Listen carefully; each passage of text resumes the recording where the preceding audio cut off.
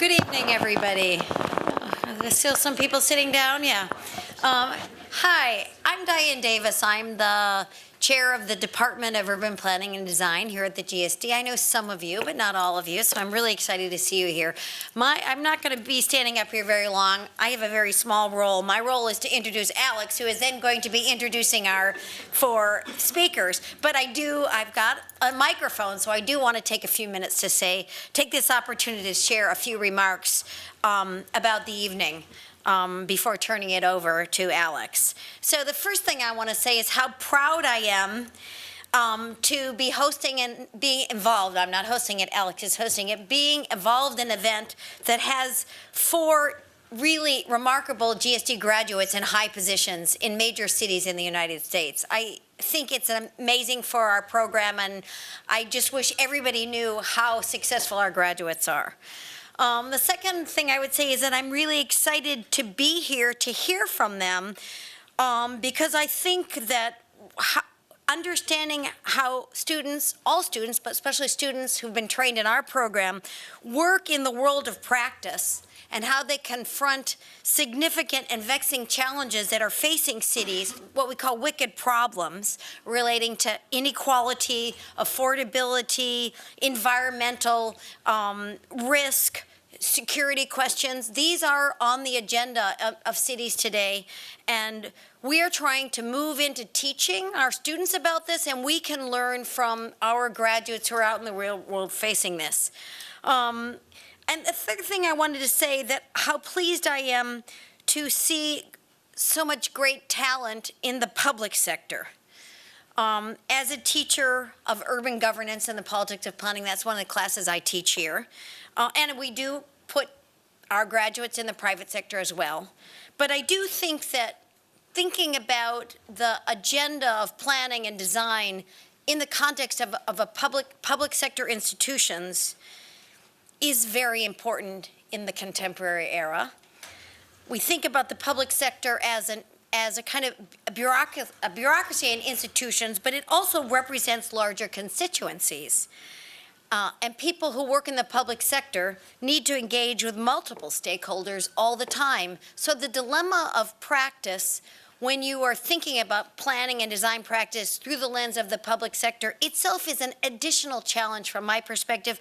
And I think we're going to learn a lot from our speakers tonight about that. So let me turn it over to Alex Krieger, who is really responsible for this evening and this event.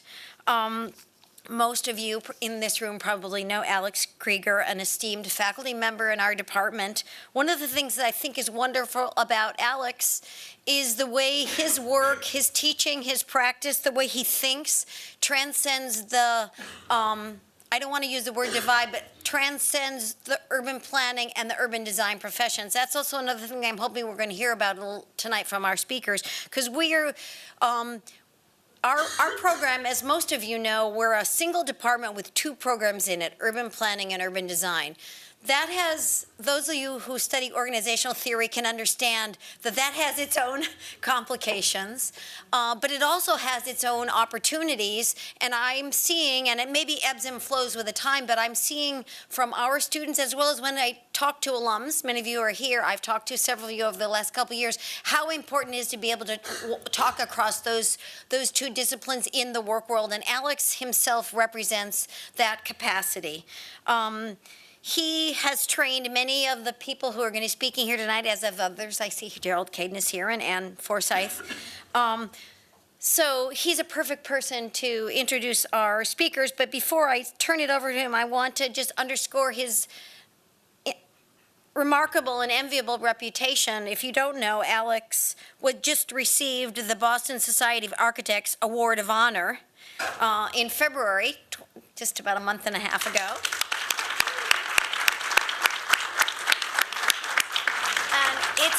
It's a lifetime achievement. That doesn't mean retirement is on the please, Alex, but it's a lifetime achievement award that recognizes outstanding contributions to architecture and the profession. So we're really so happy that Alex is with us and is organized this evening. I'm going to turn it over to you, Alex, now.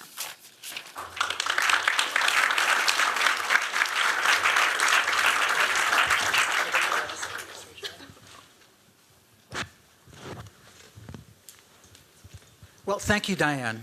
Lifetime Achievement Awards are usually reserved for people who've been around a long time, and so I think that does fit, if nothing else. And it's great to see a lot of familiar faces, not just from the students, but of course from our distinguished alumni group. So thank you all for coming and for helping us think through the school.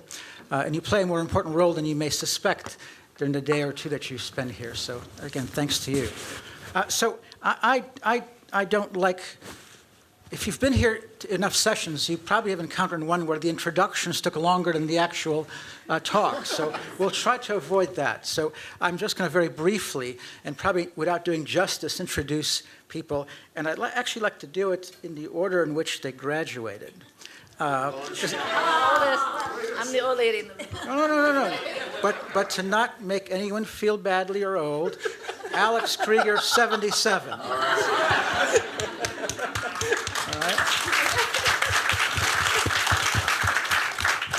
Edith Siksha Chen, graduated from the MUP program in '97, and then began a lifetime of service to New York City, and currently, actually for a while, has been the director of the Manhattan Bureau of the Department of City Planning in New York, which is a very important position. And she began in the kind of Horatio Alger context as an intern there more than 20 years ago, right? Thanks to, I think, Gerald Caden, right?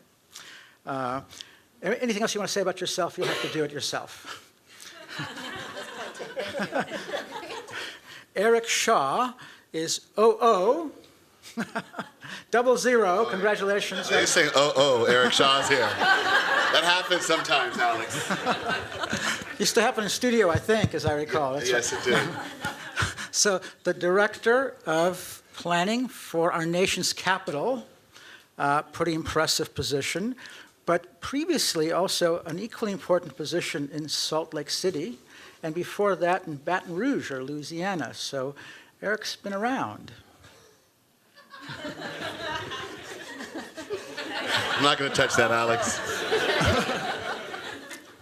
Then Frank Ruscella, who actually was here probably longer than anyone but me, right?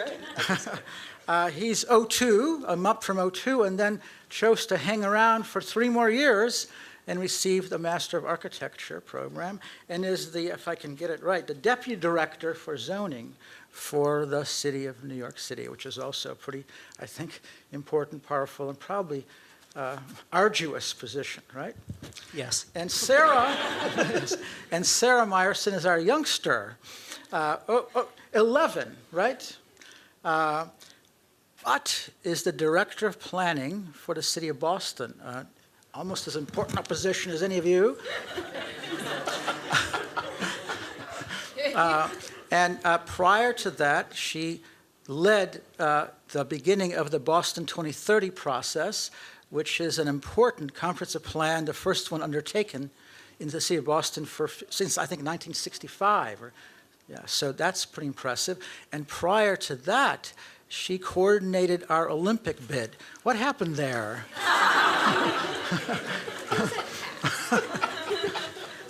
So anyway, the bronze medal. Anyway, I think as Diane said, I mean, it's actually, how can a department who's only been in existence, at least in this current iteration, for just a little bit more than 20 years, how can the department not be prouder than these 4 individuals, amongst others who are also serving our nation's cities, large and small, all around the country, and indeed internationally as well. So we're going to try to have a discussion, a conversation. No one has prepared remarks, I hope. And then we'll turn it in about 45 minutes, I guess. I should keep my whatever, phone here. We'll turn it over to you to ask questions of these kind of incredible individuals. But first, because not everyone is a planner in the room, including some of the students who are not yet planners, if each of you could just spend a moment to say, what the heck do you do on a daily basis? So anyone can start, not necessarily in order of age or youth. Okay. Well, let's do it by age. Okay. Well, before I even say that, every time I come to the GSD, I'm always thrilled. There's so much energy here, and I always take the opportunity to thank Professor Gerald Caden because he actually launched me into my career at Department of City Planning when he sent me to New York City as an intern/mole to do research on the privately owned public space project. And I'm always very indebted, and I just like taking the opportunity to thank him here. So what do? I am the director of the Manhattan office at New York City's Department of City Planning. I run a 21-person office. We are filled with mostly city planners, but we also have urban designers. It's very exciting for us. In the past few years, we've brought on 2 urban designers. The department itself is interdisciplinary. We have an urban design division as well, but we now have in-house urban designers, which is terrific. A typical day for me involves a lot of meetings, sometimes site visits, external and internal meetings. I often meet with Frank. We should be separated, actually, today. We spend so much time together. So often, a lot of internal meetings or meetings with City Hall, meet with the Deputy Mayor for Economic Development and Housing, or our new chair, Marisa Lagu, formerly of the Boston Redevelopment Authority. She just started 2 weeks ago. A lot of meetings with developers and their team, architects, their attorneys, always with their attorneys, their designers. And, we work on a number of private applications and a number of public applications. Right now in my office, we've got over 200 active projects. The public projects, the big initiatives that are coming out of my office right now, we've got the Greater East Midtown project. I've been working very closely with Frank over, I think now it's too long. Long time. It's a 2.0 version. We hope it'll pass. We actually are very hopeful that it will pass this year. Also, we're working on a major neighborhood plan for East Harlem neighborhood plan, and also working on creating or extending a new transferred development rights district for the Hudson River Park. So those are, I think, probably the 3 most notable public projects right now. And the rest of the projects, well, not the rest. There's still other public projects, but we have a huge amount of private applications. We work with the developers. We like to think we're collaborative. There's a lot of negotiation. Sometimes there's, a tussle, debate, but, we're all working to try to make New York a better place. I think that's fair enough. Okay. Oh, go ahead. By age? Okay. Well, my sister's a community activist who works against planning departments in Oakland. And so she says, are you the guy who sits in meetings all day and forwards emails? Is basically, and that's sort of the truth. Our office is actually a little bit different. So we don't have a planning commission. Which is really an awesome thing. But I have 75 members of my staff, including historic preservation. We do development review. But I don't know a lot about those projects, quite honestly. So part of my job is to sort of set the larger strategic vision for the office, and to provide political cover for my staff to do a really good job at what they do. So a lot of my jobs are when the developer gets really mad, he's the last stop before the mayor is me, and just really trying to explain how we got the things we've done. And then also for me, I feel like just to really stimulate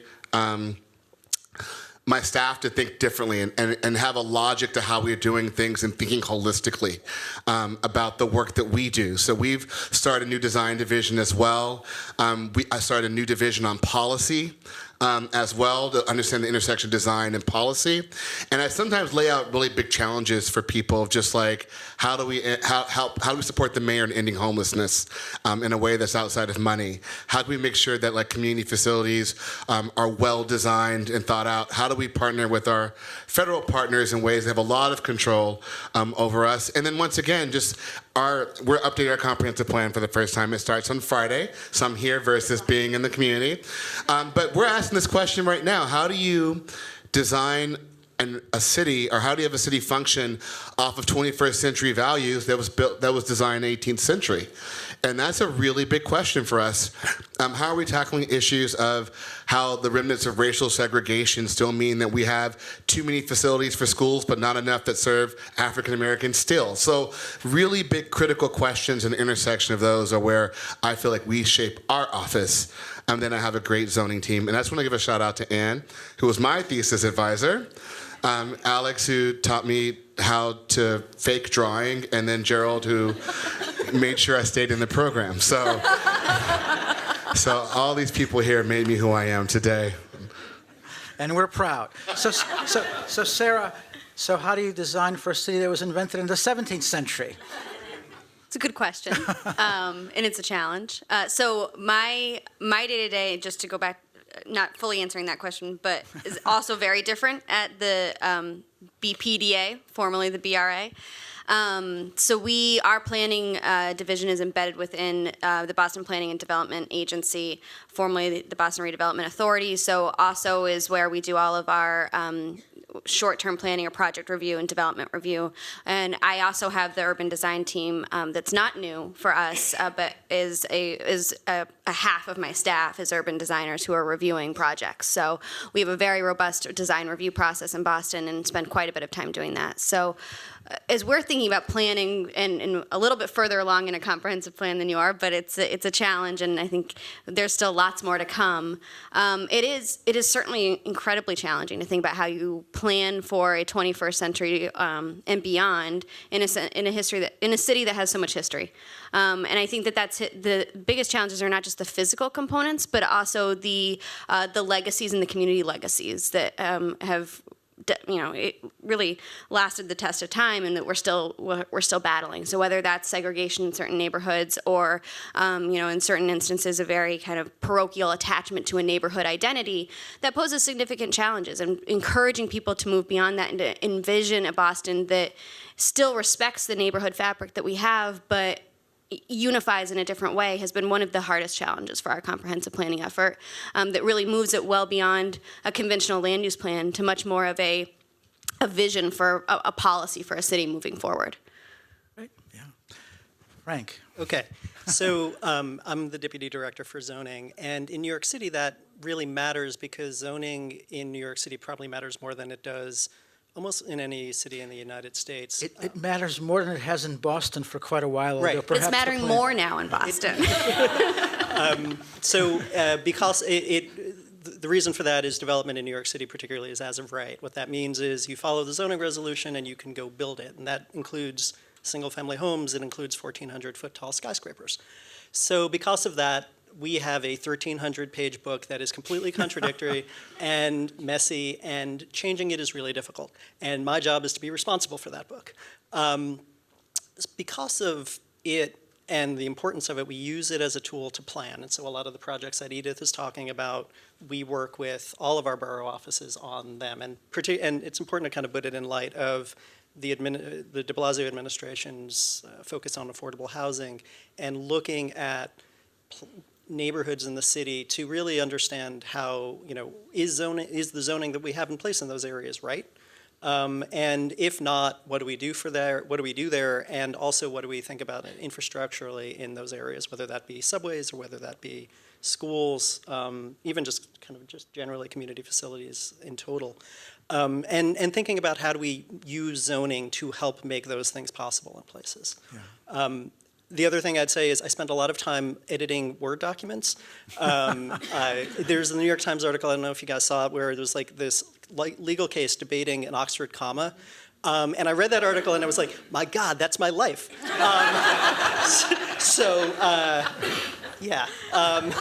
We draw too, but like really the commas matter a lot. Great. So Sarah and Frank already anticipated my first question. And it has to do... So we can go on.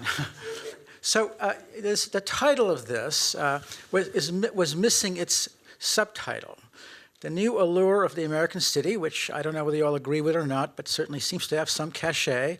The subtitle was, and some unanticipated consequences. So I'd like each of you to say again a few words about what gets you really excited as you go to work every morning regarding the promise for the American city as we move ahead in the 21st century, and what gives you a concern or two about what is happening in these amazing cities. So again, not necessarily in order. Anyone who sort of maybe wants to. Sarah, you're nodding. Perhaps I can start with you. Only because you were nodding. So, okay. yeah. No, I'll start. I had a feeling it was somehow going to come my way. But the thing that gets me most excited, and this is particularly in a Boston context, but is the amazing opportunity to be planning and thinking about a city that has an enormous amount of investment pouring into it, where we don't have to think about how we attract that or how we sell people on the idea that an urban life is a good life. Instead, we have that investment coming in. We have the private investment coming in. Certainly, we could use a lot more public investment, and that's a whole other issue. But it feels like we're planning from a position of strength, and that's exciting. But that's also not necessarily forever. So it's not forever. So it does feel like there's a bit of a moment in time. Yes. And it also has a lot of potentially unintended consequences. And I think that that's the biggest challenge every day. Boston is fortunate in having a very large percentage of our housing stock already deed restricted, which allows us to have an opportunity for those at the lowest incomes to be living in Boston. But we really haven't been able to attack the moderate income, the middle income. And so we're becoming a city that is so divided with the extremely rich and then the lowest income inhabitants, and never enough affordable housing, not really sure how we're tackling the middle, and developers every day who are coming in and proposing more for the high end. And I think that for us, it's a challenge when we're a incredibly expensive city to develop in. For a variety of reasons. And we're constantly told that there's no way to have a naturally occurring middle income solution there. How do we create the vision that we all have of true mixed income accessible neighborhoods where families can choose to stay in the city, where those who are young professionals working in the city don't have to pair up 4 or 5 to an apartment? How do we address that in a way? It's the same challenge that I think Washington and New York are faced too, and we feel constantly constrained that we don't have enough tools at our disposal to really address it. And while we have the investment coming in and we can be really creative with our zoning and thinking about things like value share, that only will go so far. So how do we really create the balanced city that we want to be? Yeah. So I want to follow up quickly, but I just came back from Manila, of all places, which is now the world center of the call industry. And people work 8 to 8 or 8 to 8. And oftentimes they share a bed because they work in that cycle. So things could be worse. However, do you think that actually because of this sort of enhanced distance between affordability, might not the kind of the progress of city slow down again as more and more people decide they can't actually?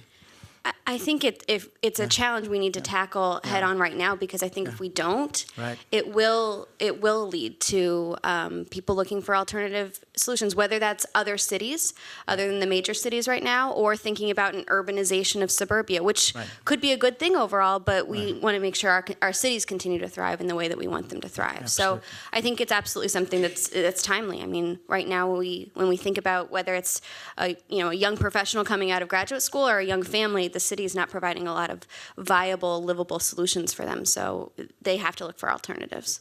Yeah. Eric, you look like you're ready. I am ready. So I'm excited. I mean, some of you guys, I think she's gone now. My boss was actually just here, the mayor.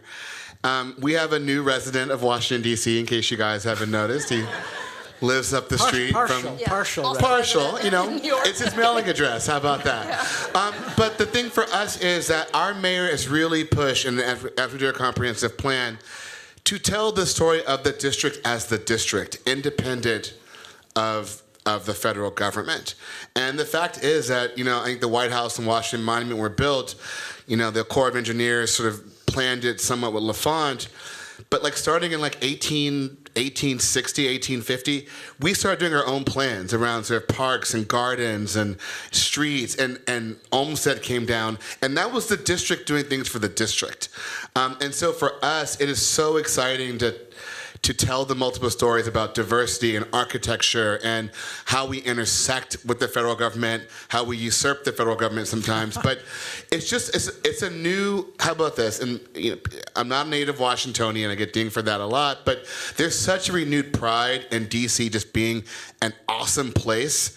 And I can tell you for a long time, people say, like, when did DC get nice? And I say, when we stopped calling it the murder capital of the world, when we start, you know what I mean? Like, for so long, the city was still pretty good, but all the pejoratives are put on top of it that it really just stifled everything.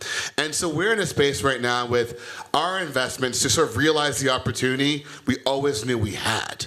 Yeah. We have... people are coming in at 25 and are staying till 65. And that was not what we saw for a long time. They're having families. They feel safe.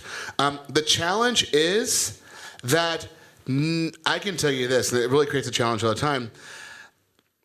We haven't figured out how to incorporate new people who want to participate in this into the narrative of the existing city.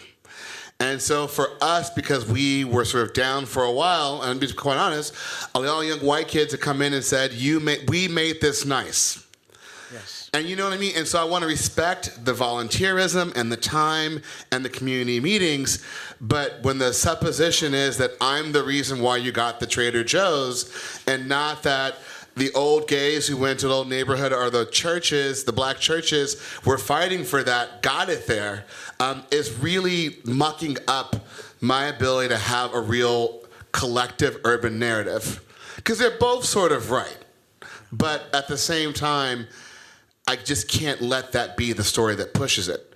Because also, if all the young white kids decide to go someplace else, I'm not pointing at you because you're a young white person, Sarah, but no, I was just saying that. The city's still going to have something there. Like, I mean, it just can't be, like, once again, I get this every day. Where the millennials go? Oh my God, what's their millennial count? The millennials are 34 years old now and asking about daycare. You know what I mean?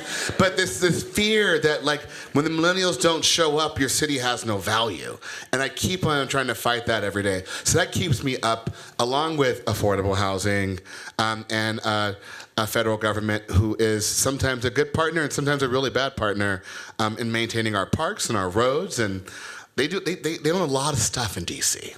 Yes, they do. So I'm going to ask you a little bit later on about the relationship, but you've raised an issue that is not necessarily particular to I almost said Detroit, because it actually is happening in Detroit as well. There's a kind of change in the demographics of our cities. It's so true in New Orleans as well. And so it must trouble you, as you've said, but it also is a sign of what? What's a sign of? Actually, that the percentage of African Americans in DC are dropping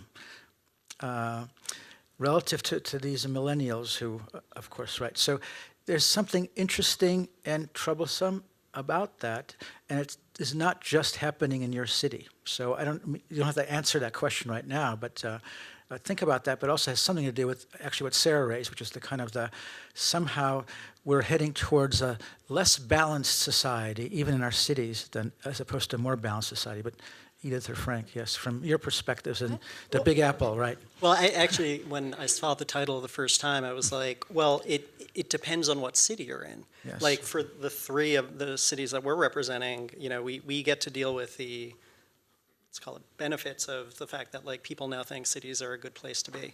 Right. But if you were in Toledo, you, as a planner, you would probably be struck by how different economically and just urbanistically what you're dealing with are. And I think, you know, so just to that point about bifurcation, it's both economic within a city, but then the divergence between let's call it just economic or just kind of overall outcomes that cities in the U.S. are now facing is just, feels different. At a certain point, all cities were kind of rising or falling at the same pace. Now it just seems there's really a clear, you're either in one There's of a kind of inequality among cities. You're either in one of 10 cities that are doing really well, or you're someplace else and really struggling. And now we call them legacy cities. yeah. Right, yeah, right, yeah.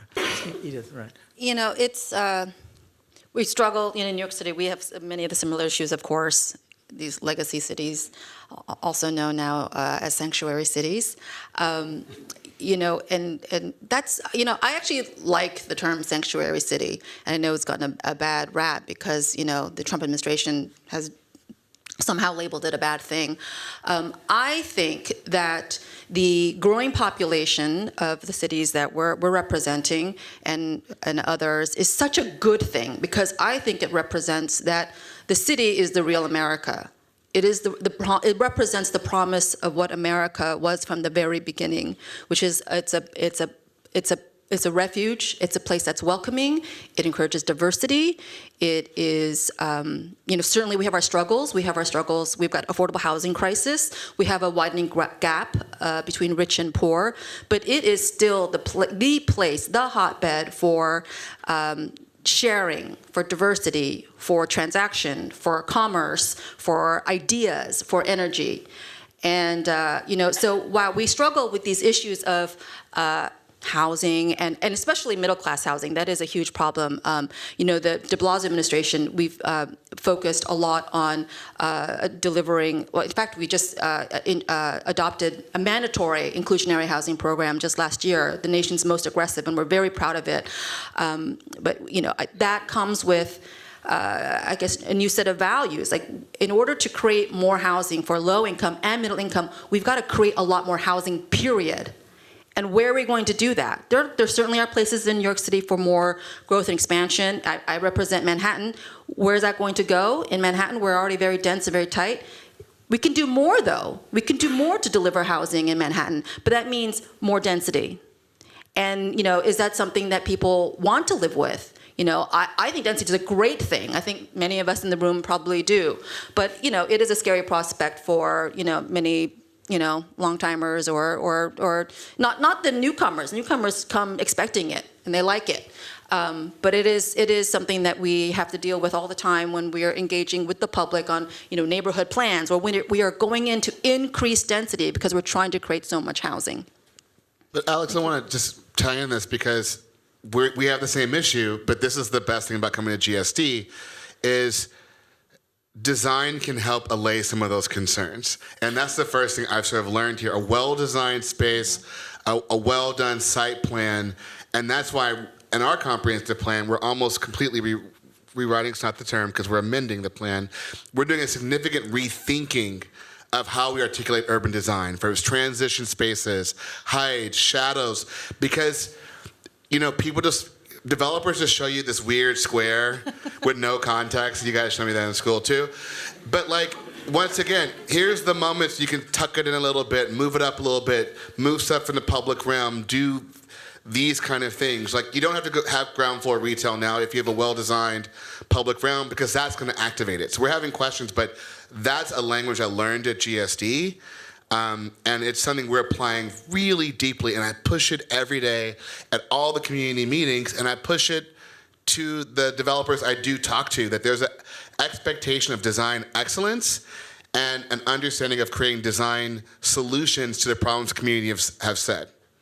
So that's great, Eric. Again, Sarah, go ahead. I was just going to even tie it back to, I think all of us spoke to either having or growing urban design teams and this need to really incorporate urban design language into planning. I think that this density conversation highlights exactly why it's so important, because the answers for how we're going to start to get comfortable with the densification of our cities are going to be design solutions. Yeah. And that inherently needs to be connected to planning, and we can't think about them as two separate silos. They need to be fully integrated. So that's, of course, music to my personal ears, and I was going to shift into that direction. Again, you guys are ahead of me. But before we do that, before we actually talk about the kind of the curriculum that you experienced here and how you might both support and critique it and so forth, because indeed part of why you're here, other than to laud your accomplishments, is to kind of tell us about how we should train the next generation of planners. But before that, let me just ask a weird question. If you wanted to go what other city would you love to direct in the United States? Am I allowed to say it? I am a lifer. And you will not be quoted. It'll be erased from the tape that's going Yeah, 20 years at Department of City Planning. Alex, you're a double lifer, right? I am. 40 years yeah. at the GSD? 41. Yeah, Okay. 41, yeah, right, yeah. Heading towards my triple life. That's right, yeah, right. Yeah. I love New York, and I actually don't think I'm leaving ever. But Eric, I'm a Washingtonian. Yeah, woohoo! So We're going to have trades tonight, actually. I think. And I should have said where and why, right? okay. So, yeah. Well, the why is rather sentimental. I mean, I was born in Taipei and then moved to Tokyo, then to Toronto. But our family settled in Bethesda, Maryland, and I went to school in Washington, D.C. And I left Washington I left Washington in 1990. And every time I go back, I am amazed. It is an amazing, beautiful city with so much energy. It's the neighborhoods are really vibrant and exciting, and the Anacostia, come on, that was 30 years ago, forget it. And it's really tremendous. I'm not saying I necessarily want to be the director of the Washington office, but it has an appeal to me, Washington, the city, that I never experienced, certainly in my teens or in my 20s. It took a while. It did take a while. Almost 200 years, actually. Yes. Yeah. Frank, yeah. It's a really good question, and I'm trying to think about it. My first answer was Los Angeles because I just love Los Angeles. But I think what I probably would say is I'd almost want to be in a city that is a lot more suburban than New York, just because I actually think in some respects we seem to be, all of us here in the kind of East Coast and West Coast kind of major cities seem to have a pretty good idea about how to do planning in those areas. I think we all really still struggle with suburban areas and trying to kind of think about how do we make those places as I don't want to use successful, but if we've thought about these places for a really long time and are able to do something good with them, what about the suburban areas of the country? So I guess I'll say Atlanta. That sounds kind of interesting. Well, you're actually, I was hoping somebody would say something like that, because I think it's true. And when you talk about urban design, we sort of have a kind of I don't want to say formula, because that would be the wrong thing to say. We have kind of a strategy or strategies by which we might deal with downtown Boston or now D.C. or New York. We're not quite sure whether we have an equally valid set of strategies for lower density area, whether they're cities or not. So that's an interesting question. So Eric, you've already directed a bunch of cities. Yeah, I worked in 8 different cities already. So I mean, gosh, I would Where actually. haven't you been? Right. No, please. This is weird, and Anna's not here, but I think Miami, so Miami is just such a. And I was there when Anna was doing the code, but it's just a place where developers get stuff done really quickly. They're not afraid to test ideas. They all can make a buck. It crashes sort of fast, so you can play in the middle of it. But there's so much fabric that I worked in Overtown. It's the poorest neighborhood, and Miami's pretty poor still. But there's a lot of potential to unlock diversity, identity. Intentions, and this in Miami's one of those places. I've worked in a lot of places that wish they were in New York, right? And so how do you sort of take the good of New York and make it your own? You know what I mean? That spurs the innovation, but once you sort of spurred it, it just spins out of control. And so to me, to be able to sort of in Miami, and also it's warm there too. Yes. But it's an awesome place. I think it'd be a fun place to play. Sarah. So I think I would go in a similar direction, not maybe Atlanta, but to a city that has a different balance of kind of a suburban and urban fabric and more land to play with, frankly. But I think one of the biggest things that I'd be looking for, and so a city like Denver pops into my mind, which is a city that also has a bit more of a culture of welcoming people in from other cities and less of the first thing you do when you stand up in a community meeting is say how long you've lived there. And I think that actually would be interesting to have a different balance of a mix of people who are newer or relocating or have other urban experiences that they're drawing from when they think about their current place that they live, as opposed to families that have been really generationally living in the same neighborhood. When I apply for a job at the BPDA, I also say I've lived in Boston for a while. It might have been the first question. So that's kind of interesting, and the reason that I ask is that I think and I think maybe Frank, you sort of raised this issue first, we tend to celebrate the partial victory of the American city right now. And we sometimes tend to exaggerate how broad that victory is, both in terms of maybe some of these unanticipated consequences in the cities that are thriving, but also in many of the cities that have yet to benefit from the allure that seems to have arrived with the coming of the new millennium and so forth. So I think that it would be wonderful if all four of you wind up, not to make you lose your jobs, but wind up in cities. Do you know something we don't? Or? That I'll tell you later about. Yeah. But Alex, I want to add one more thing just really quick. please, So yeah. there is a wonder of the 200,000, 300,000 person city.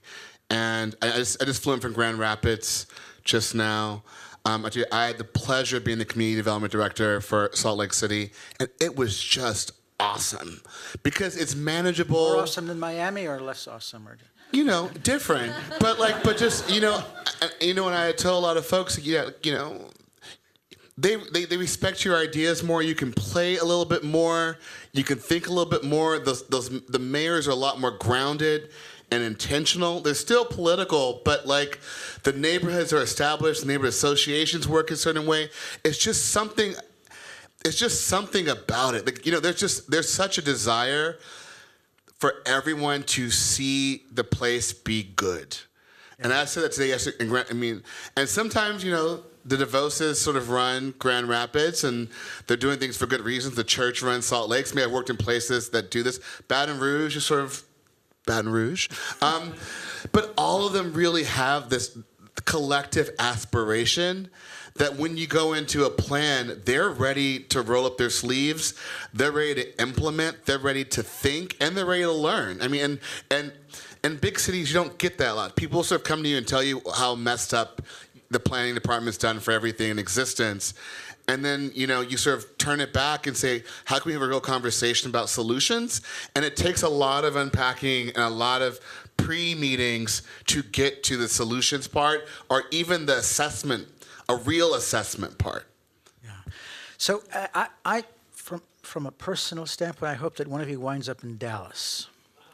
And the reason I say that is because I'm spending a fair amount of time in Dallas, and I agree with what you've just said.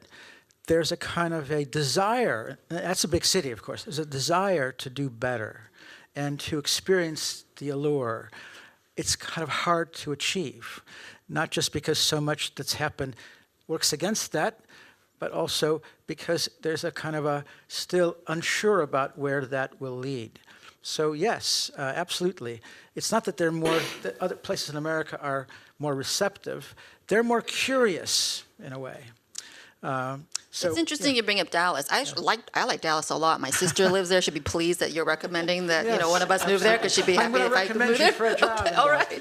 And I think Dallas is trying. They're willing to import experiments from other cities. They've got their mini Big Dig. But you know what? Dallas needs to be Dallas, and I think that the success for their future is to really not borrow so heavily from other cities, but come up with their own brand, their own thing. The problem with a place like Dallas, and not to derail our conversation here, is that at the moment they're interested in icons of urbanism more than urbanism itself. Right. And that's true of a number of cities. And so how you get past, and by the way, China is even worse in that regard. Not to badmouth China for the moment, but it's so how do you get past and then we'll turn to the curriculum before we turn to the audience. How do you get past how do you distinguish between actual urbanism versus the image of urbanism, which sometimes is what we seem to be heading towards, right? Any of you, right? Well, it's homegrown, right? It's the urbanism that's right for that city is going to come from that city, and I think it's happening around the nation. We're seeing a lot more planning efforts come from the community, come from, steering committees that a local elected puts together, and you've got stakeholders, broad range of stakeholders. I know, Eric, you've done a lot of this kind of work, haven't you? Yes. And we're seeing this certainly in New York City. I'm not saying it's always great, and I think it's actually dangerous sometimes because planning should not be crowdsourced. I mean, I didn't go to planning school just so, a plan for a neighborhood could be crowdsourced, And, everyone here, who's in school right now, don't worry, you're not going to get replaced. But our profession is really important. But, there is, there is this growing movement to have more and more community-based plans.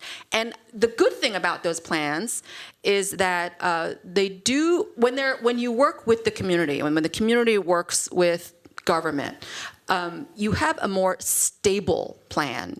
If you have the consensus and you have a community that feels a sense of ownership over the recommendations that they are presenting to you and that you are running with and hopefully developing, the city's version of it, you have a lot more stability in that plan, and that plan will hopefully and respect and incorporate the hopes and dreams of the people who live there, who work there, who know that community. So it's I'm seeing this happen in many more cities, and I think it's a good thing. And I don't know what Dallas is doing, but maybe they need to do more of this. We'll dispense with Dallas. For Okay. But Sarah, I mean, at first you said something like, I don't want to be crowdsourced. Mm-hmm. The Boston 2030 process has spent a great deal of time with communities. So it's not a rebuttal necessarily to what Edith said, but say something about that. For example, I know lots of captains of industry and lots of university presidents and lots of chairmen of the hospitals in Boston are saying, what the heck, how come you haven't talked to us very much yet? So I think for us, as we embarked upon the comprehensive plan, one of the most important components of the administration, from the administration's point of view, was that there was an idea of Boston's future identity and the values that we shared as a city, and that kind of sat over any land use planning or any more concrete policy work as it related to transportation planning, other policy arenas, and that's been the primary focus of the planning effort itself. Is really not so much crowdsourcing a neighborhood plan or crowdsourcing zoning. And I have my own issues with Boston. We often seem to crowdsource the architecture for buildings, which is not a good idea either. But I think that having that value system truly feel like it's something that is organic and is coming from the community and is coming from an evolving and changing city as well, that its identity is changing, is incredibly important. And I think that that's what also gives it stickiness. And when you have policy decisions that are tackling challenges that we might not even be anticipating yet, but that come down the road, being able to turn back to that value set that was really deeply entrenched in a participatory process will be key and important. So, I mean, early on, a lot of what we did with Imagine Boston was, asking even, whether it be going to the schools and asking our youngest Bostonians, or just sitting out in City Hall Plaza and asking people to kind of tell a story about the Boston that they wanted to be a part of. And some of that storytelling then helped to inform those values. That's where I see the real participatory planning being so important. When it gets down into, we do quite a bit of community planning and have been doing it now as we've been thinking about our neighborhood plans that are informing rezoning, and others in the community having their own plans. And that's where it can be really challenging at times, because those processes can be taken over to serve a variety of kind of small personal interests and not be thinking about the values and the important things at the city at large. But I do think that for us, really having the community focus has been incredibly important for that value set. And I think it's about unpacking the stories of place. Like, the DNA is still there, the narrative's still there. Sometimes it gets lost for a generation, but I have one of my secretaries, one of my assistants, she's native Washingtonian, she's 55 years old, and they had an article, can you believe U Street has become what it is? And she goes, it's always been the place to have clubs, or H Street. Some of the places that have gentrified, it's almost the same story, but it's a whole bunch of white people there, right? So but the idea in the end is, Columbia Heights, another neighborhood, we built a shopping mall there over a shopping mall, a shopping district. But for her, the logic of play still exists. And so for me, once again, I keep saying, what's the next part of that story, right? It's still being there. And we're not the place of clearing anymore and starting over again. Although in one of our neighborhoods that did clear, it's one of our most ethnically diverse, one of our most income diverse. I'll never ever support that, but it created something. So and I say this, part of my job, Alex, I'll just say this real quick, is to undo, I was going to say a bad word, the mistakes of the planning directors from 50 years ago. And I feel like 50 years from now, someone's gonna go, can you believe Eric Shaw just talked to community all the time and had light rail and it's all about clearing things and making it clean and safe for housing. But that moment, it's so funny. Half of my plans are critiquing the mistakes of the plans from 50 or 100 years ago. Right. Well, so that gets me to my final question for you all before we turn it over to a patient audience here. One of the reasons why I introduced you in order of your graduation here is that you sort of represent almost a 20-year period in what is not much longer history of the current planning program. So I'd like you to say something about what you thought was most valuable about what you've sort of encountered here, what we should not, what was missing, I suppose, right? What we should not undo, what we should maybe do better than we've done before from your experience. And this, of course, it's very important as we continue, and Diane raised this, as we continue to think about how to prepare planners, but also planners wise enough to work with urban designers or architects or landscape architects, and prepare wiser architects to work better with planners. So we are a school of design, we're not a school of architecture, and we're not a school of planning. So say something about, from your own experience, about how much of the qualities of being here had to do with learning from each other versus learning about your own discipline. Any of you. Okay, I'll start. Okay. Actually, let Frank start. He's been quiet for a while. Yes, Frank, okay, go ahead. fine. I was thinking of before the question that you actually started with was urbanity, and yet somehow we started talking about community, and I just kind of found that kind of interesting, and so I kind of spaced out. I do that. You found it really interesting, apparently, right? Yeah, well, it sort of is, right? That a bunch of planners would take it that way. So before I came to the GSD, I had been at Rutgers, and I had an urban studies degree. And way back in the 1990s, we were all wearing flannel, and planning still really hadn't engaged with design all that much. And so my design degree, or my planning, I guess you'd call it urban studies degree, I had one class that sort of was about design, sort of. And the reason I came to the GSD was I knew that that was really the thing that I was interested in, which was really the kind of physical implications and thinking about the city from a physical perspective. And at that moment in time, in the late 90s, early 2000s, the GSD was really the one school from a planning perspective that did that. And I loved it so much, I decided to stay and do an architecture degree because I loved A design real glutton for punishment. yeah, and student loans. But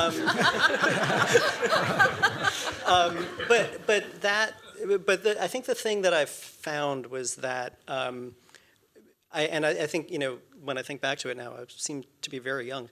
But I didn't really know that we would really be dealing with the other disciplines, or the students in the other disciplines.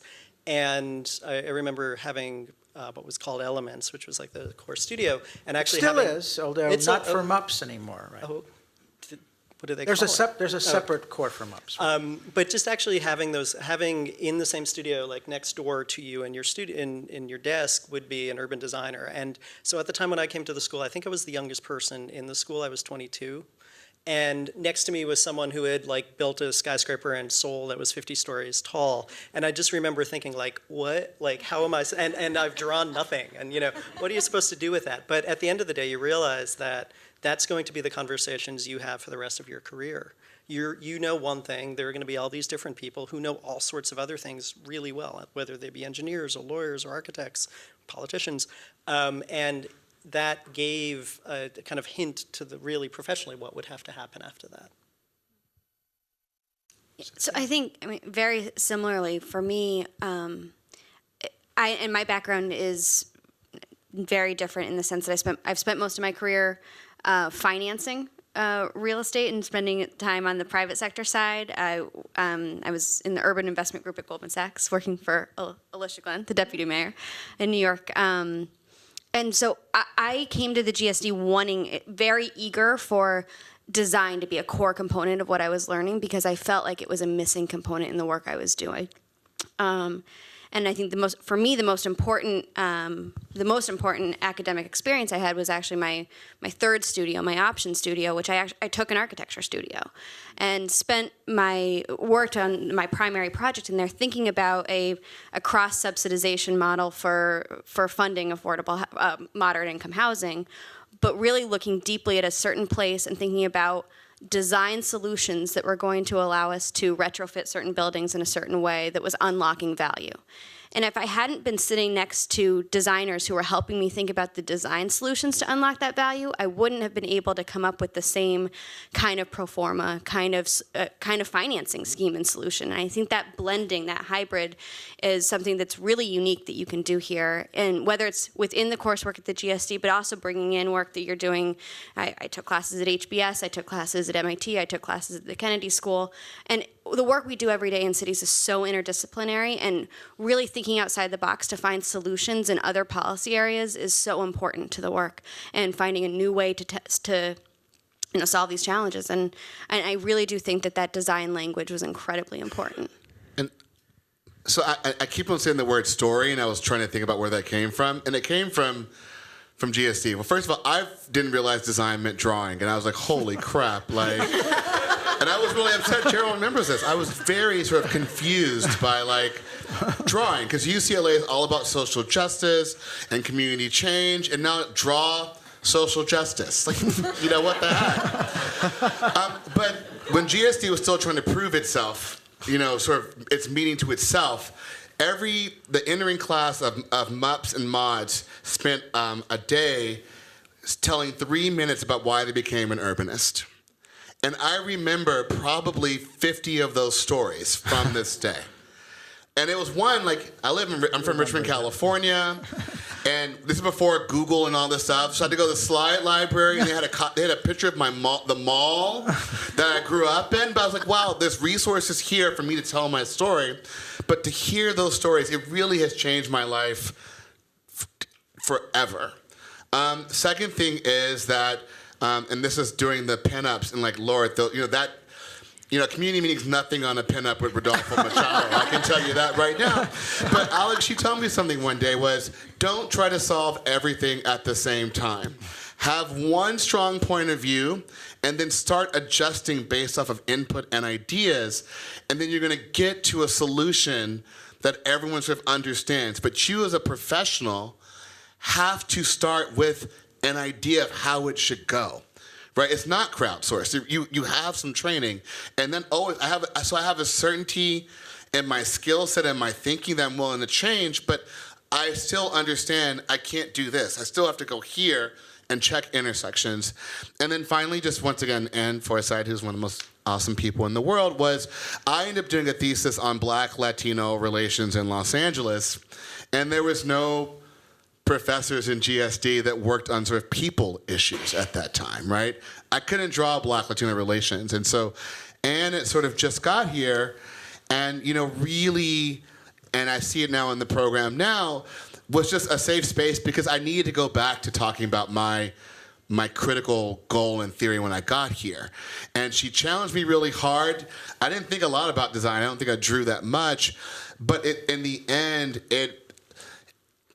and now a lot of folks do thesis, but it was one of those things I realized what was lacking, but I'm happy that you guys got something by the time I needed it. Because I think I would have ended up being less of a planner if I did not go back to what my core was when I came in as a GSD person.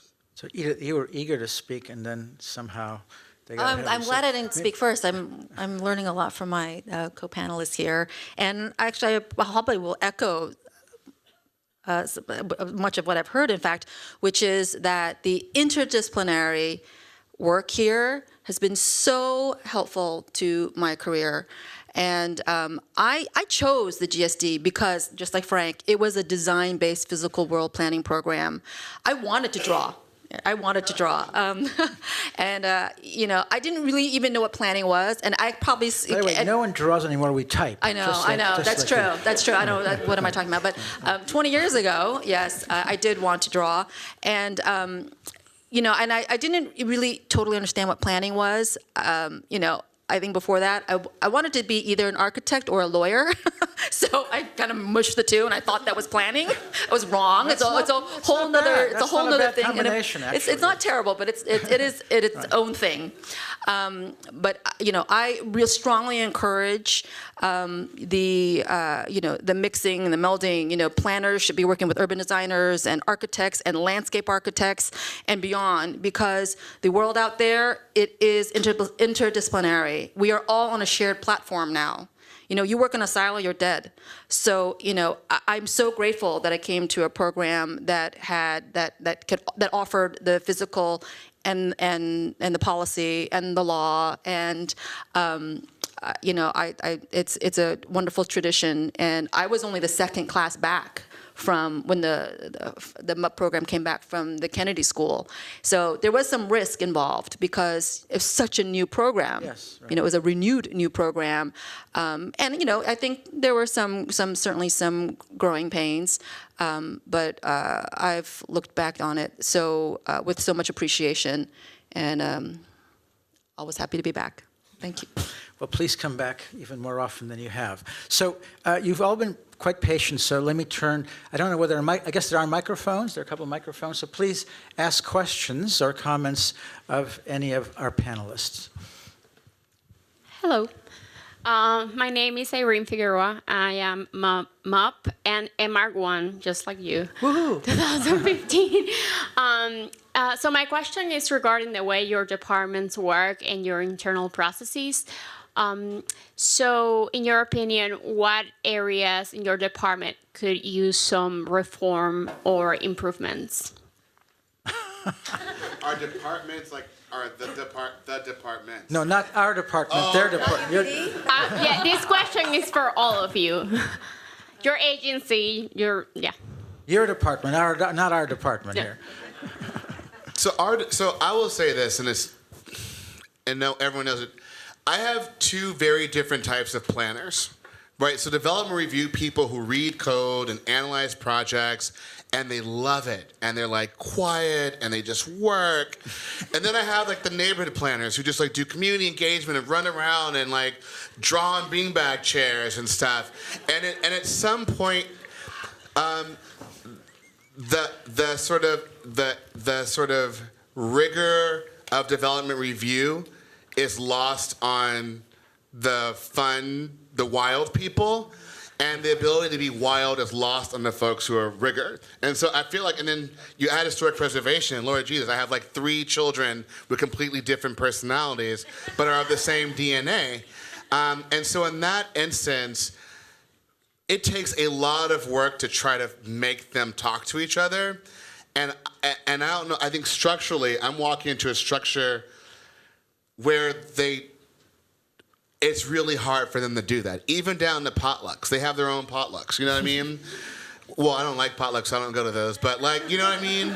And so in that instance, that's an issue. I will say one thing, though, that's been great for our office is the economic development department and the planning department now get along.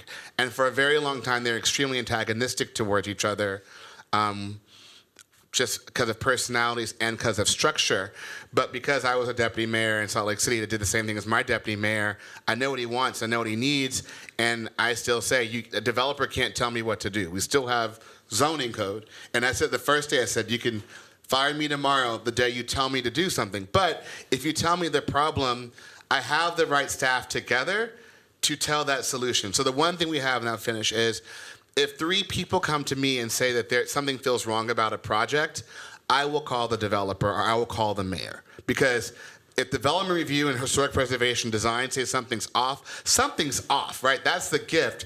But the curse is they're not thinking like that usually. So that's something I'm trying to work on in our office. Okay, so perhaps maybe one more person answer the question. If all four of you answer, we won't get enough of the questions in the room, so just maybe one. Frank, and then- yeah. City planning in New York is perfect, so I have no issues with it.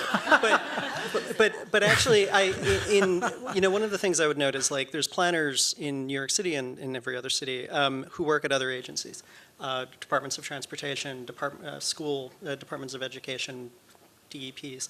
I think the thing that, we may get along in the Department of City Planning, but the harder part is engaging with capital agencies, police departments. I mean, the agent, when you go to a community meeting, people will complain to you about crime. And you're like, I'm just the planner. I have nothing to do with those things. But they see you as like a representative of the city, and that the way that planners engage with the other agencies, I think, is something that, at least in New York, I think we still struggle with, and I'm going to assume that's true in most cities. Yeah, that's actually that's a great point, actually. So, yes, up there, I suppose. Yes, please. Thank you. Make your question short, if I could just. I will. beg. I'll Yeah. try. I'm a visiting lecturer here at UPD this semester, and I'm based in Zurich, in Europe, where public competitions are sort of run-of-the-mill. I mean, on the continent, not in Britain. But in Switzerland, they're very much so in urban planning. I would like to ask all of you, how do you deal with the, to my knowledge, total absence of public competitions, which characterizes the American market and city? There might be idea competitions very rarely, but generally your departments do not, I believe, engage in much public competition organizing. Is that something you try to promote, or is it happening? But it's sort of the impression I have of American city planning that they're I'm not. going to answer that in part, but go Yes. ahead first. No, please, Sarah. So I think we see in both administration-wide in Boston and in my department a value in the concept of idea competitions. The challenge is the implementation of some of those ideas. But we have specifically of late for areas that are a particular challenge or where there's a lot of different competing interests, use the idea of having an ideas competition, partnering with others in the city to encourage bigger thinking than we often can just at the city side when we're constantly focused on the funding realities or the community realities, but encourage kind of more of that creative thinking. So we've done it both for, we did a Living with Water competition specifically focused on the challenges of sea level rise in Boston and An potential issue we haven't solutions for that. discussed at all, oddly, although it affects all of these cities. Yeah. Go ahead. Yeah.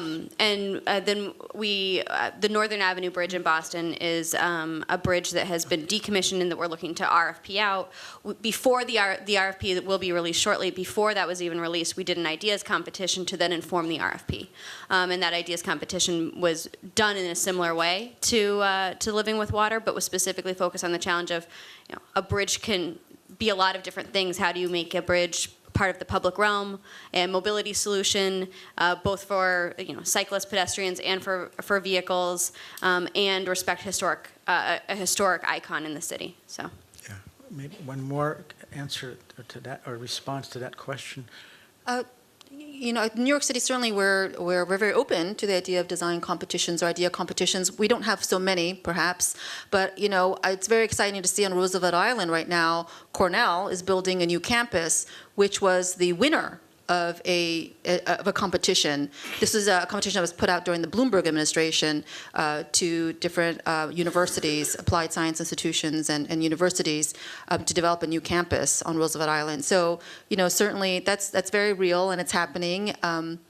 The design competition, I think there is a big question of like the implementation, and I think when we have our competitions, we really imbue so much of the practical and the technical requirements into the competition so that they can be implementable. So we can see things like Roosevelt Island getting constructed for Cornell.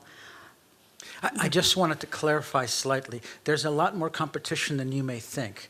There are fewer public open competitions, but when Sarah releases an RFP, there are many firms who compete for that. When the city when a developer, when you release a parcel for developers, there are lots of developers who compete. So there's a bit more competition than you may imagine happens here, though not necessarily always in the kind of full public, open kind of air, yes.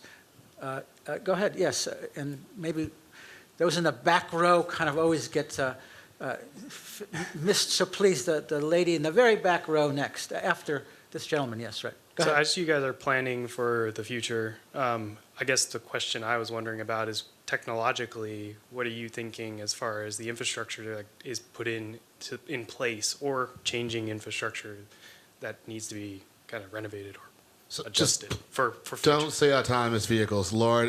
I want to No. throw up every time I hear that. I mean, God. even just like power, we're talking power, water, like we're looking at everything as a problem. But the idea right now is it's understanding the adaptability of our existing infrastructure. I mean, like for all of us are in old cities that didn't have cable and satellite dishes, our cars. I mean, you guys had subways before us, but it's just amazing when you sort of unlock the potential of the existing built environment, how much it already does. I'm just amazed at how smart, like not the 1950s plans, but the ones way, way before that, on just because they built cities based off of like real stuff, like, you know, flooding. Like some of our places are the most resilient, and they never built there till the 1950s, and then it floods, and they go, "We told you, 1910, never to build there." You know what I mean? But like, once again, there's a logic within some of these older cities that has been responsive, right? I mean, but I feel like my job is to sort of lay down the policy squishiness to let that happen. Like, you know, if someone hadn't thought about fiber being tied with conduits, I mean, a lot of us went through that fight. That fiber didn't get laid for 30 years because we let the gas people have monopoly, and we had to wait till the franchise agreement went away. And so for us now, it's like underground and above ground, how do we allow for, just like we have for mixed use, right? As technology progresses, we're being more intentional in the infrastructure side as well. Eric, you command a city that was essentially replaced a giant swamp. And is currently draining it, I think, too, right? But otherwise, you're right on. Supposedly. Otherwise, you're right on. Yeah, That's right. yeah. So, sorry. Back there, yes, sir. So maybe taking it back to, Sarah, you touched on resiliency in Boston, and all of you work in cities that are dealing with water in some way, shape, or form. So I was just wondering if you guys could comment on what your departments are doing to make sure that resiliency and climate change concerns and sustainability concerns aren't just a problem that like the Department of Environmental Protection is working on, and that it's cutting across the different departments and is actually kind of coming up as a day-to-day concern within the planning departments and not just something that specific departments are working on, because as we've seen in our core studio right now in East Boston, people are very concerned about their day-to-day, the gentrification that's happening, the rising rents, stuff like that, that is influencing every single day of their lives, but they don't think about the future impacts and implications of where they're living and the impacts of climate change. So how do you make that more of a presence in everything that you're doing so that it becomes something that's more clear to the people living within your cities and risky areas?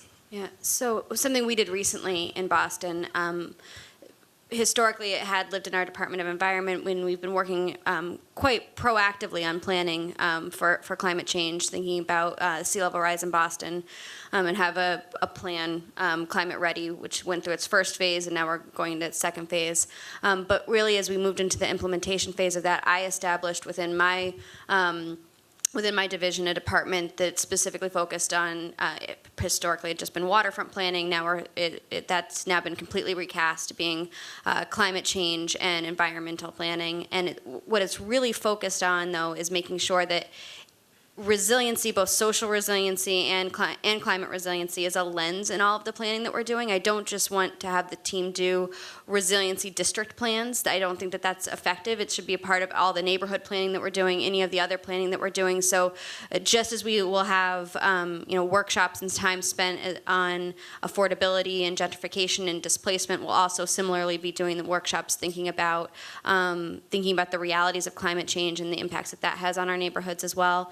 And then, from the social resiliency element, we have an entire lens that we're working on with our chief resiliency officer in the city of Boston, who has been informing all of those conversations and dialogues. So I think for me, it's been making sure that it's not a separate silo, but it's actually just a lens to all of the planning that we're doing, and is given the same kind of importance as the other challenges. You're right, it's hard. It's not something that people are seeing every day, but in some parts of Boston that are prone to flooding, we are starting to see flooding enough that I think it's becoming a reality for folks. So, for us, we've established it, and then we work closely with our environment department. I think that's a great way to put it, the lens, because we certainly have to do that. And any responsible planner has to take into consideration resiliency when we do any planning for the city. We at the Department of City Planning in New York, we do have a waterfront team, we have a resiliency team, we have a key member of the resiliency team here, Trevor Johnson. Hi, Trevor. So it is something that we think about, we've dedicated resources to, and we incorporate into, we try to bring into everything that we're doing. I wanted to also bring in another question. Someone talked about idea and design competition, and Eric, you talked about, just the admiration you, and I think we all have, of planners in the past who had so much foresight to look into the next century and plan for the next century. In New York, I'm just so amazed all the time about, the 1811 commissioners plan that laid out the streets, and when we're using that framework today. Or there weren't too many public meetings, however. That's true. Sure. Yes. And then also, Central Park, or Grand Central, it was that whole area of East Midtown was built upon, a rail yard. And, the foresight is amazing. And I think we need to actually extend our planning horizon. We plan for 10, 20, 50 years. I think we need to go beyond. We need to go 100 years and beyond. And I think a great idea competition for New York would be, what is the waterborne city for New York? What is New York going to look like when so much of our waterfront is water, not waterfront, is water? And are we going to put housing on the water, institutions, or what does transit look like? I think that'd be a great, I don't know where our question person, there you are. Okay. Oh, he left, okay. He didn't like the earlier answer. Okay. So well, I hope to bring that idea to City Hall, so maybe we'll have a new competition for you. Yes, sir. You all have touched on something. I want to ask a question about developers and implementation.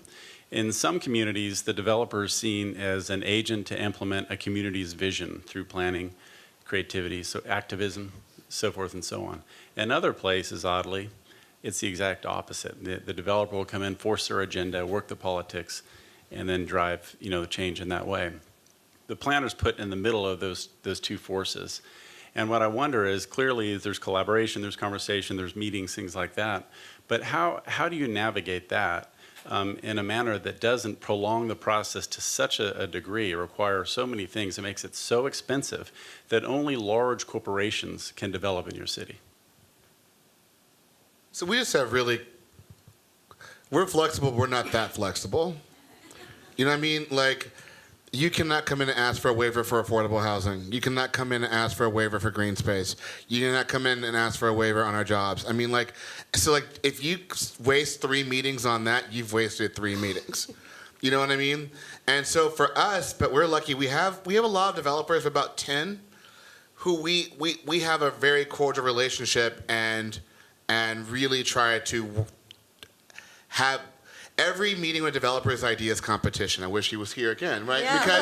Because we really are trying to figure out solutions for PUDs, our multiple ownership, and the idea in the end is I think we have a development community that checks itself. When someone's being an asshole, everyone knows they're being an asshole. I mean, I'm sorry to say it that way. You know what I mean? And it gives all the developers a bad name. So everyone's like, please work with the planning department because you make it harder for everyone else going forward. But what we're seeing right now is, some new solutions to affordable housing by developers. When you look under it, but the idea is that developers are proffering extra affordable housing now for us because they understand our values. But I mean, I feel like in the end that they are a strong partner and you treat them that way.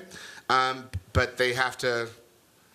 It's also the lawyers. Land use lawyers actually have a lot more say than developers. It's really sort of weird on the zoning piece. But just being really clear on that kind of stuff, and then also respecting and trusting the integrity of your zoning code. I think that's the other piece as well, is just variances don't make anything better.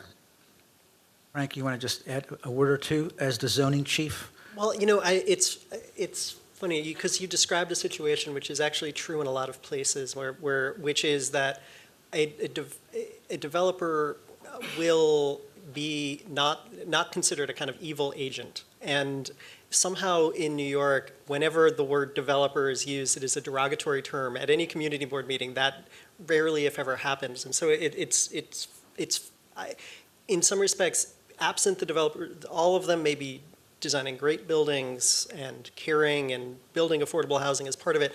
Somehow, because the amount of change that's happened in the city is so quickly, or within the span of like 10 to 20 years, has been so radical that the concept of developer is evil. And partially, I think that makes it hard to be the planning department who is working with private entities who are looking to change zoning or to build a new building, because as a planner, you're kind of stuck in the middle of this. And what is the appropriate role? This is something that you all, if you ever work in the public sector, which I will encourage you all to do, or at least try, is one of the hardest things. It's how do you find the balance between your role as kind of agent of the public at large and the applicant that's in front of you? So let's get one or two more questions, and it's getting close to 8. I think we're going to stop, but we can go on. Of course, I'm going to have one more question for you at the end, even though I know what the answer will be, but we'll see. Go ahead. Yes. Hi, my name is Nupur. I'm an MAUD graduate of the school. And I just wanted to know, in your day-to-day projects and work, how often do you find yourselves communicating with leaders from municipalities around your own, from other cities? How important do you think that is, and what have some of the outcomes of those discussions been? I get the fun job. Somehow, I wasn't involved in the creation of Hudson Yards, which is like the kind of far west side redevelopment of Midtown. But I'm generally the person that people contact to figure out how Hudson Yards happened. And what's interesting is because that project now, people are seeing, a subway got built, B, there's buildings happening. The amount of planners from around the world who want to know about that project, it's amazing. I usually get to say this, I never get to leave to go to some other places, but the amount of people who come to city planning in New York to really talk about that project has been kind of fascinating. And so I think... Frank, you just came back from China.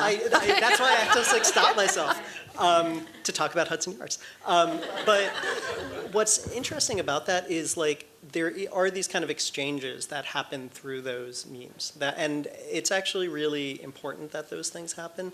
I think the thing that always is kind of I'm struck by is people are taking away the enormity of that project rather than the fact that there's a Hudson Yards type project that makes sense at whatever scale city you are. That is always a struggle. You kind of need to make clear. It doesn't all have to have skyscrapers that are 70 stories tall. But yes, I did actually just come back from China to talk about Hudson Yards and other places. And even there, just seeing a completely radical different land use structure. The craziest thing was we were in Beijing and they were talking about their affordable housing crisis. They own all the land. And yet they have the same issue that we do, and all we have is a zoning resolution, basically. Yes, one more question. Make it good.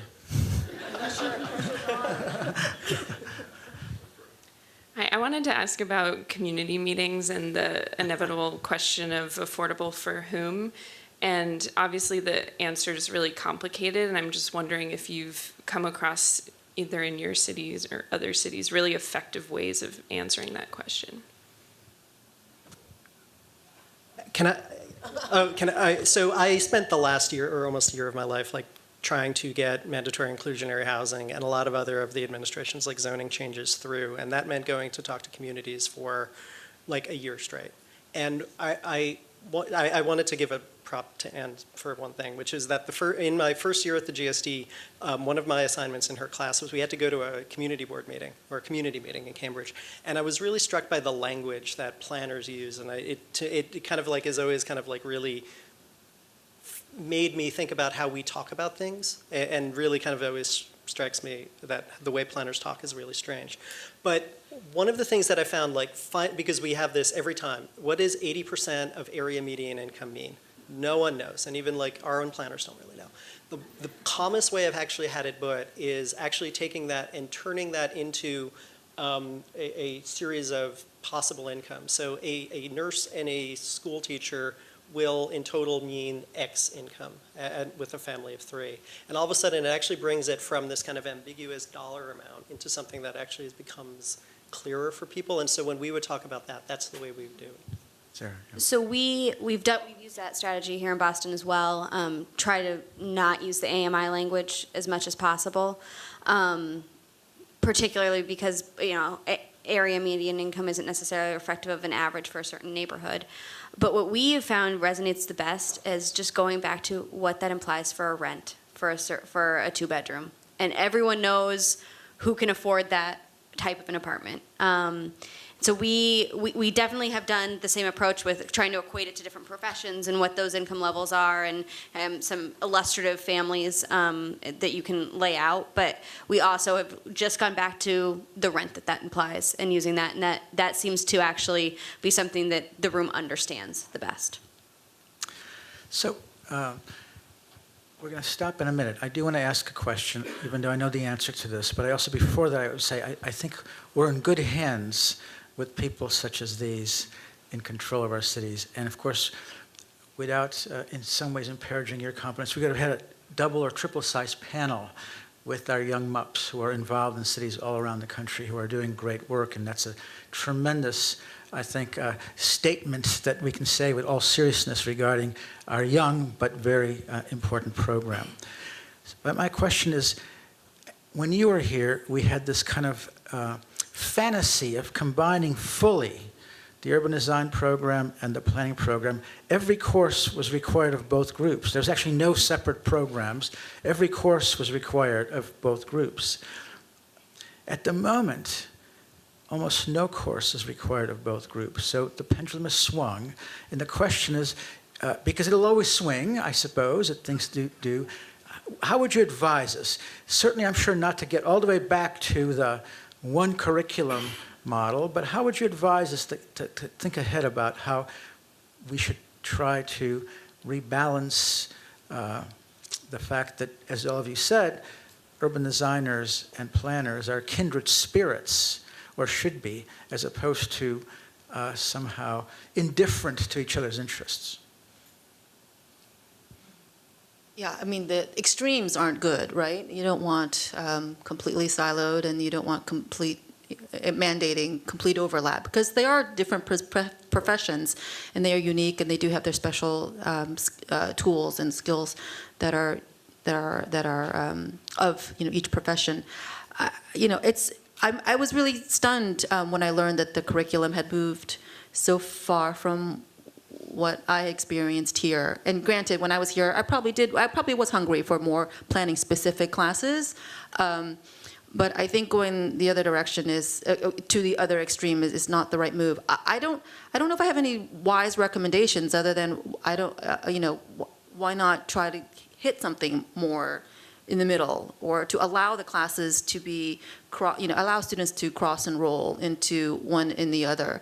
I think it's really important for the GSD to look. I mean, just GSD. I think one of the wonderful advantages of the school is it does believe in practical application. It believes in teaching, what's happening out there, in the real world of architecture and planning, and it's not just all theory. So it's important to make sure that there's a check on what's happening out there, and there is so much crossbreeding, and I talk about shared platform because we're all working together, and you want the pedagogy here, I believe, to be to if not match, to be a natural feed into the professions. So I do strongly encourage that it come back from the more segregated approach towards pedagogy. I guess, to me, when I think about like what we do now in our professional jobs versus what we did in school, I actually think in studio, one of the, particularly as students who are probably in studio, you will hate me for saying this, but group projects actually are probably the most realistic thing you will actually work on. And particularly group projects that have a mix of different disciplines in that project, you will probably learn more from that than you will in any other project you do in studio. And so if there was anything, it doesn't have to be the first studio and it doesn't have to be all classes, but it does seem important to, and not just for the planners, actually I also say this for the urban designers too, to kind of have to engage with the others in an actual project. And not just like a half-day project or something, but actually something that's a 14-week longer-term thing, because I think it will help you as students. And so I know some of you guys probably are taking the option studios. Take them, particularly those that kind of offer, like Sarah was doing, like something that's more than just all the planners sitting together again, because you won't ever just be sitting yourselves again. There will always be others in the room. I think that I find continually when we look at our team that at times is very much siloed between urban designers and community planners. There's a handful of planners who are really able to nimbly, planners or urban designers who are able to nimbly go between the disciplines and across the spectrum of work that we're doing every day. And I think those who want to focus on the community planning need to have a better ability to think critically about things spatially and design solutions, and that will enhance their community planning and their dialogue in the community. And I think similarly, those who are focused more on urban design, both at the project scale and at the district scale, often, and I do have some who do that in a very insular way, not thinking about the community input or the community point of view. And I think that the community planning element of it is incredibly important. And certainly there are exceptions, but I do see that siloing still amongst my team. And I think that the more you're able to move across the disciplines and across the scales, from the building scale to the district scale and to a community-wide issue, it really enhances your ability to think creatively about solutions. And I would encourage you, because Scully Square, I just remember that Scully Square was a design problem and a planning problem. And we'd learn about displacement and community meetings and extended networks. I remember all that. But then it was like, now what they bulldozed it went and put those towers, make it look like Biker. And so like for the urban designers, they were like, what the hell are we talking about Scully Square about in newsletters? And then I was like, oh my God, Biker, what the hell is Biker? You know what I mean? But our City Hall, plazas, the quintessential of all of these. But there was an idea sharing where they forced us to mode shift, right? Designers that think about people and planners that think about design. And that's something that you hear that in my mind. So I hope you still continue opportunities, even if they are a one-week project, to switch back and forth like that, because it ends up being an exercise for both and your mind sort of meld in a way. And I just think that planners don't understand architectural precedent really well. I talk about Biker all the time now. I don't know why, because it's the only precedent I know. But we did like Isfahan, right, over City Hall Plaza when you guys did like these. I'd never traveled outside the country, but you said, go look at this thing before Google Maps. We had to go look at the slides and make Isfahan look like City Hall Plaza. But it was... But then for the designers, it was, this doesn't work for people. Do a design critique of why the Zocalo works. But like the language always was back and forth at that time. So the hope for me is, if you guys still have elements that you're forcing that collision and that switching fast for the students. May I say just one thing very quickly? Please. We're hiring. And, we GSD grads do well at the Department of City Planning in New York. And we just hired a recent grad, Annie White. She just graduated last year. And in part why we like the GSD grads is because they are multilingual. They can talk planning, they can talk design. It's great. So we strongly encourage that you keep up that multilingualism. I'll plug we're hiring too. So if you want to stay in I'm Boston. gonna duke it out. We're like the best candidates, okay? All right, I'll submit my application right after this meeting. So, anyway, I think a great round of applause is deserved by these individuals.